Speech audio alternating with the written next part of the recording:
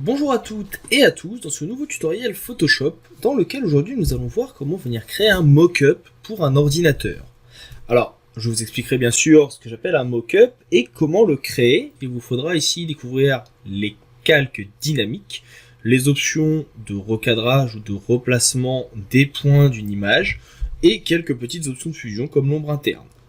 Un mock-up, c'est quelque chose qui vous permettra tout simplement de venir lier deux parties d'une image, de venir créer par exemple un élément, l'enregistrer, ici un fond d'écran, et de automatiquement pouvoir venir le changer de forme dans une mise en situation. Cela peut être très utile si vous faites du marketing ou de la présentation de vos illustrations ou de vos photomontages en images réelles, dans un cadre, sur des cartes de visite ou autre. Nous verrons donc les différentes possibilités et différentes options de création de ces mock-ups. Si jamais vous avez des questions au cours de ce tutoriel, je serai à votre disposition. N'hésitez pas à laisser un petit commentaire, je vous répondrai le plus rapidement possible. J'espère que ce tutoriel vous sera utile et je vous dis à tout de suite pour son visionnage. Attaquons-nous donc maintenant à la mise en place de notre mock-up. Pour éviter de se faciliter un petit peu trop la tâche, j'ai pris un mock-up, ou du coup une photo de base, un petit peu plus compliquée. Ça nous permettra d'avoir des options supplémentaires que nous n'avons pas forcément à chaque fois. Mais ici on pourra faire un petit peu de détourage et de mise en situation un petit peu plus poussée.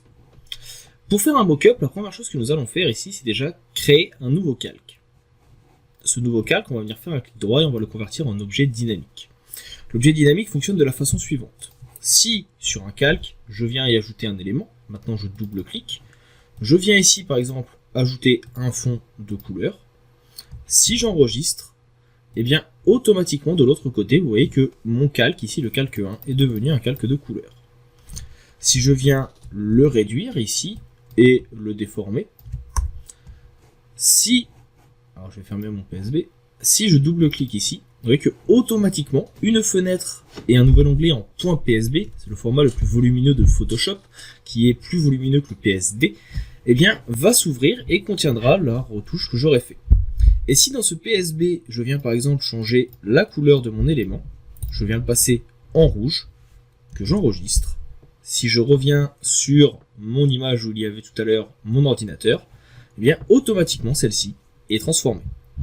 C'est donc pour cela que le mock-up est très utile. Parce que imaginons maintenant que ce carré, nous venons le mettre à la place de notre écran, nous l'adaptons avec les différents outils à notre disposition, et que nous venons y ajouter des fonds d'écran, eh bien nous pouvons automatiquement changer l'image de fond.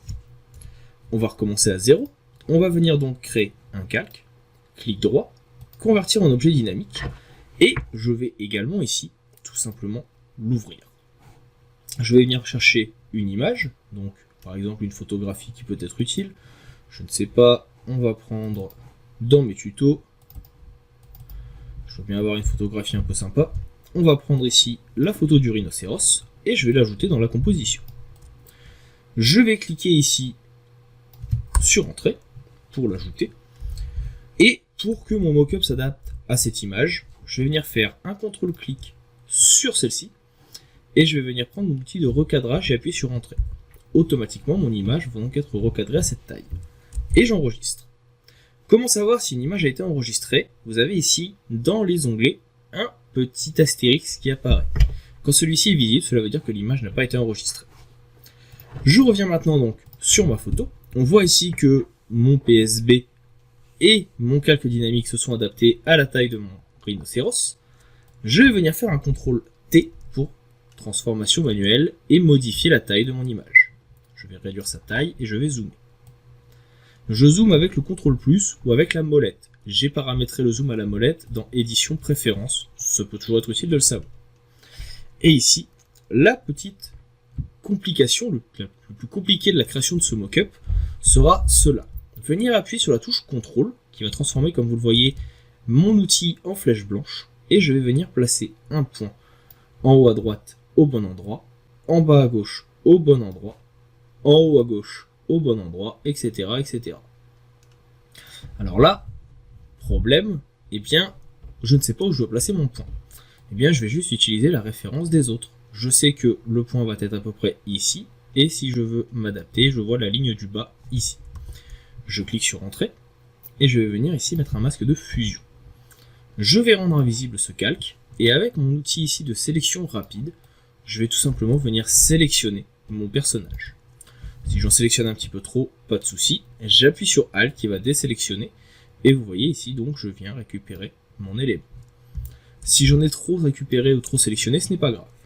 Je reviens sur l'élément, et ici je viens cliquer sur supprimer. De cette façon, j'ai supprimé une partie du personnage, et j'ai donc adapté et rendu visible mon écran, tout en laissant le personnage apparaître par devant. Par contre, j'ai une partie de l'image qui est un petit peu mal découpée.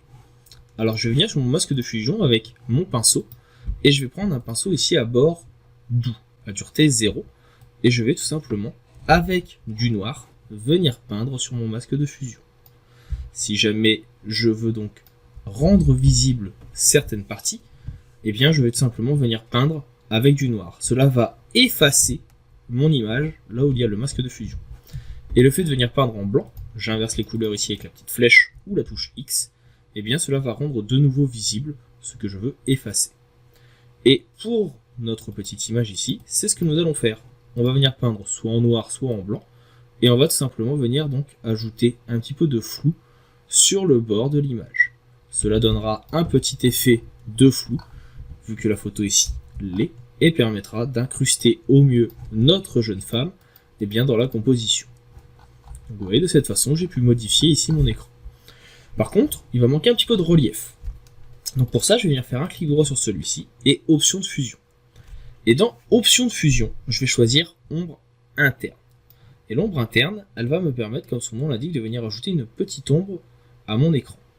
Ici, je vais augmenter un petit peu l'opacité, et vous voyez que ça va créer à cet endroit un petit relief. Et bien, ça sera donc une ombre qui permettra de donner du relief à notre composition.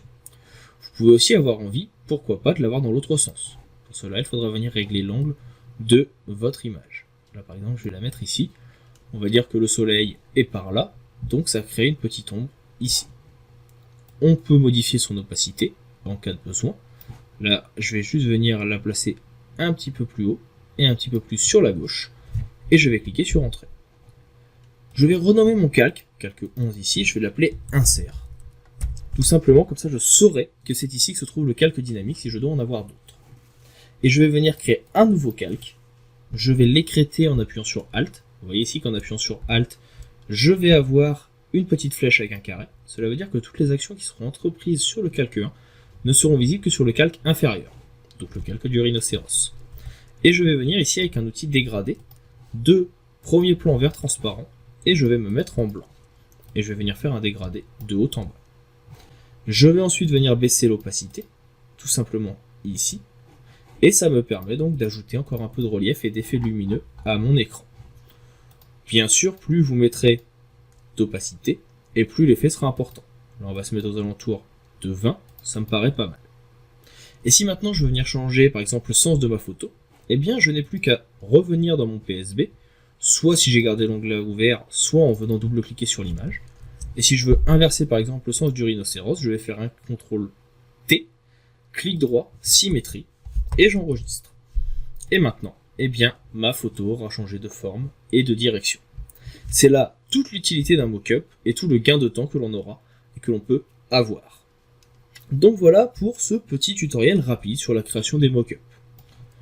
Il existe bien sûr des mock-ups beaucoup plus compliqués. Là c'est vraiment une initiation avec quelque chose de relativement simple pour vous montrer comment cela fonctionne et comment cela peut être utilisé. Si jamais vous avez des questions, n'hésitez pas à m'en faire part, je serai à votre disposition pour vous aider au mieux dans la compréhension de ces outils. N'hésitez pas à laisser un petit commentaire, à partager la vidéo, un petit like ou à vous abonner. Et si jamais vous souhaitez avoir d'autres types de tutoriels, je reste également à votre disposition. Il ne me reste maintenant plus qu'à vous dire à bientôt pour d'autres formations et à vous souhaiter une bonne continuation. Vous en avez marre de perdre du temps, de passer des heures et des heures à regarder des tutoriels, les miens ou ceux des autres, vous souhaitez avoir des petits trucs et astuces pour aller un petit peu plus vite dans votre processus créatif, eh bien je vous invite à aller voir mon Gumroad, ressources graphiques, sur lequel vous trouverez des PSD, des AI, des EPS, des AE, tous les fichiers sources de différents logiciels qui vous permettront de gagner du temps. Que ce soit des PSD de mock-up pour, eh bien, par exemple, pour l'instant des ordinateurs, des computers, des PSD de digital painting, d'illustration ou de montage photo, mais aussi les fichiers sources des logiciels et des tutoriels que vous voyez sur la chaîne, tout est disponible.